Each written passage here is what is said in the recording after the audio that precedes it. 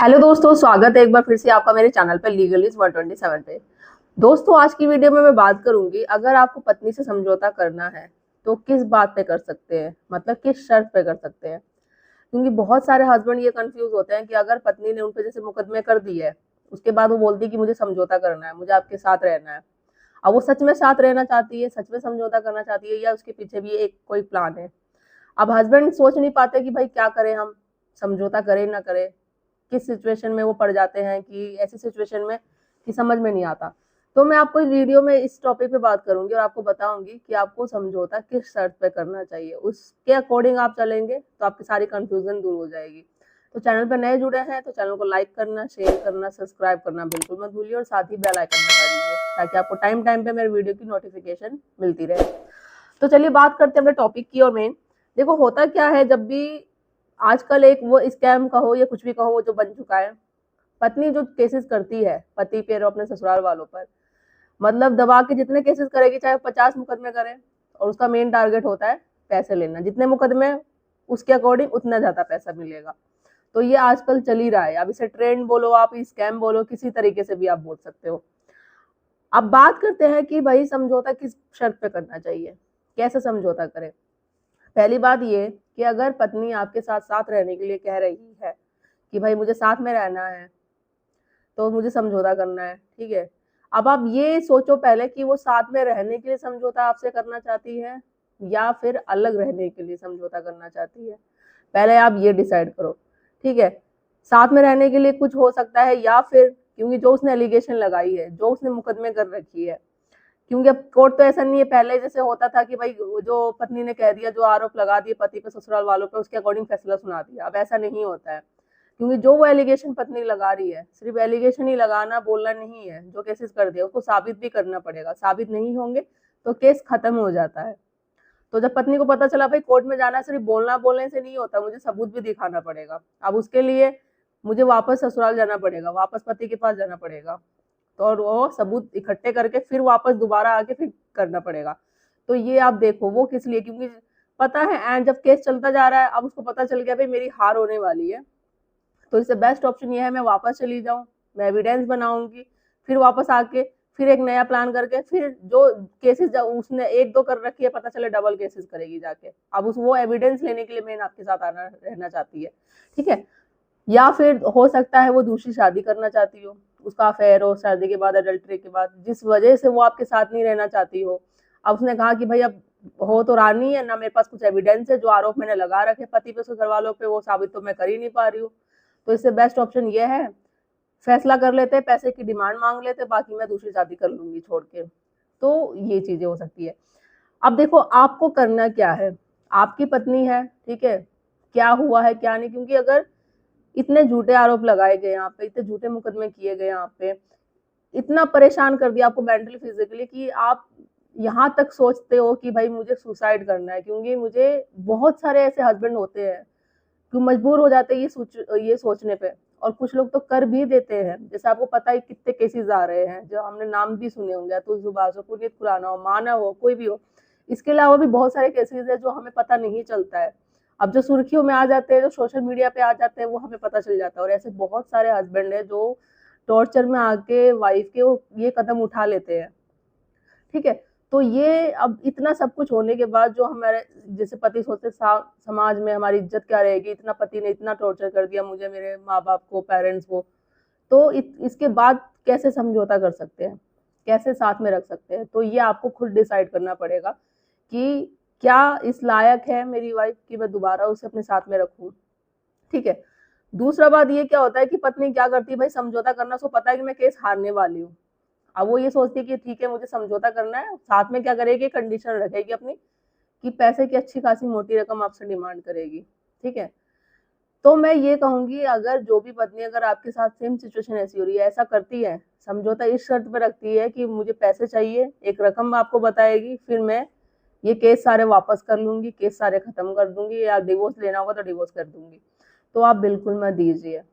क्यों, किसी कानून में लिखा हुआ है कि अगर पत्नी तो ऊपर से झूठे से आप पे केसेस लगा रही है और उसके बाद पैसे की डिमांड भी करती है कि भाई हमने शादी करी थी, शादी में खर्च हुआ था, ये हुआ था, वो हुआ था।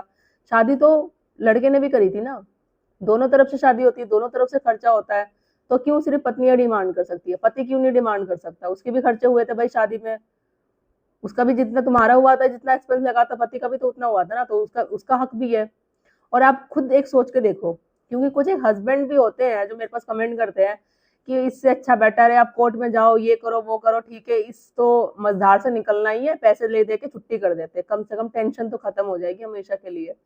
क्यों आप छुट्टी दोगे? क्या आपने अब खुद एक बात सोचो, जब आपने शादी करी थी तो ये सोचा था कि भाई शादी करेंगे, पत्नी आएगी घर पे, फिर वो लड़ाई वड़ाई झगड़ा करके वापस चली जाएगी, मुझ पे झूठे केसेस लगाएगी, झूठे आरोप लगाएगी, मुझे फंसाएगी, मेरे माँ बाप को फंसाएगी, फिर एक अच्छा खासा मोटी रकम देके मैं उसे साइड कर दूंगा? तो किस लिए आप इसलिए कमा रहे हैं, इसलिए मेहनत कर रहे हैं इतनी, इसलिए पैसे आप कमा रहे हैं कि भाई आगे जाके शादी करेंगे, फिर केस चले आएगी वो मेरे पे, मैं पैसे दे दूंगा? पैसे जो मेहनत से कमाए जाते हैं, अब इस तरीके से थोड़ी ना फेंकने के लिए। आपने शादी भी करी, जब भी खर्चा किया, अब अलग रहने के लिए, बीवी से छुटकारा पाने के लिए फिर भी पैसा खींच रहे हो, किस लिए? तो ऐसा तो करना ही नहीं चाहिए ना। अगर उसको कुछ प्रॉब्लम है, वो डिमांड कर रही है ये सारी चीजों लेके, तो आप पे भी तो वो है प्रॉब्लम सेम, आप भी डिमांड करो फिर कि भाई पति का भी तो हक बनता है पैसे लेने का। तू तो ऊपर से झूठे आरोप लगा रही, झूठे केसेस कर रही है, सारी चीजें झूठे हैं। तो और बुरा मुझे हो रहा है, फैमिली मेरी हो रही है पीड़ित, मैं प्रताड़ित हो रहा हूँ, झूठे केसेस मुझ पे लेके जा रहे हैं, मेरे रिश्तेदारों तक केसों पे फंसे जा रहे हैं, वो भी बेचारे परेशान हो रहे हैं, तो डिमांड तो उनका भी बनता है। तो ये अगर ऐसा अगर पत्नी करती है डिमांड इस शर्त पे, तो आप उस सिचुएशन में ये मत सोचो कि ठीक है भाई रफा दफा कर देते केस को, कम से कम इस केस से मुक्ति मिल जाएगी। आप उस समय रुक जाओ, और इस कंडीशन पे तो बिल्कुल समझौता मत करो पैसे की, क्योंकि उनका यही मोटिव होता है इन पत्नियों का कि भाई 50 मुकदमे करेंगे, उससे डबल हम पैसे लेंगे, तो ये मेन टारगेट होता है। और दूसरा क्या, जब वो समझौता करने के लिए आ रही होगी, जब उसको पता चल गया होगा कि केस वो हारने वाली है, अब उसके पास उसके हाथ में कुछ नहीं बचा हुआ है, तो मेन होगी ये प्लानिंग कि वापस जाएंगे, एविडेंस बनाएंगे, फिर से सबूत इकट्ठे करेंगे। अब तो कोर्ट सबूत मांगता है, सबूत के आधार पर फैसला होता है, तो अच्छा खासा जाके फिर दोबारा प्लान करके सबूत बनाया जाएगा, और आप पे डबल केसेस फिर वापस से ठोके जाएंगे।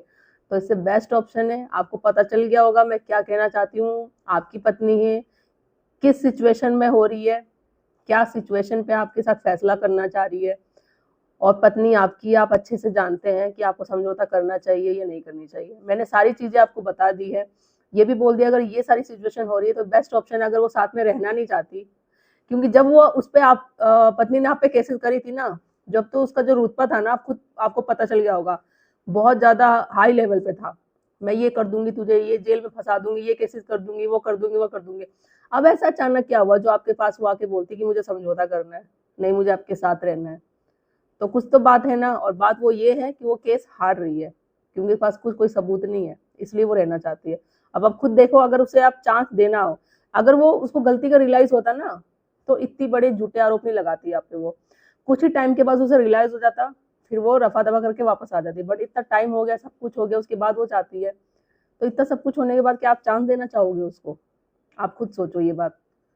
अगर मुझसे पूछोगे तो मैं तो कहूँगी बिल्कुल मत दो, जिस पे उसने आपकी कोई इज्जत ही नहीं देखी, पूरे समाज में हर चीज में कोर्ट कचहरी के चक्कर बढ़वा दिया, आपके पेरेंट्स तक को उसमें फंसा दिया, रिश्तेदारों तक के नाम ले गए, तो ऐसे में रास्ते को ये वाइफ को जान देना ही कोई वो नहीं है, ना ही है, आप अलग ही रहो, बेस्ट ऑप्शन है। ठीक है, तो ये आप करो, बाकी फैसला आपके हाथ में है, आप किस तरीके से, सारी चीजें मैंने बता दी है। जो कंडीशन देख के फैसला करना चाहती, जिस शर्त पे रखना चाहती, पैसे की डिमांड पे रख के, तो वो मत करो बिल्कुल, आप मना कर दो, बोलो केस चलने दो। और आपको पता है जब उसके पास कोई सबूत नहीं है ना, वो हार रही है इस वजह से कर रही है, तो केसेस भी खत्म हो जाएंगे आपके सारे झूठे केसेस जो किए हैं, क्योंकि सबूत पे अभी कोर्ट चलता है, सबूत देगी जो एलिगेशन लगा रही है, फिर फैसला होगा, नहीं तो केस डिसमिस सारे हो जाएंगे, और फिर उस बिहाफ पे आप उन पे केस कर सकते हो कि भाई उसने मुझ पर क्रूरलिटी करी है, मानहानि के केस पे डिमांड भी कर सकते हो, सारी चीजें हैं। इससे रिलेटेड मैंने वीडियो बना रखी है, आप मेरे चैनल पे जाके देख सकते हो, आपको पता चल जाएगा कि आपके पास भी क्या राइट्स है, क्या अधिकार है, क्या केसेस आप कर सकते हैं, तो वो चीजें हैं। तो आई होप गाइज आपको वीडियो अच्छी लगी होगी, अच्छी लगी तो ज़्यादा से ज़्यादा लोगों तक शेयर करिए, ताकि और भी लोगों तक पहुंचे और उन्हें भी हेल्प मिल सके। और मेरे चैनल को लाइक करना, शेयर करना, सब्सक्राइब करना बिल्कुल मत भूलिए।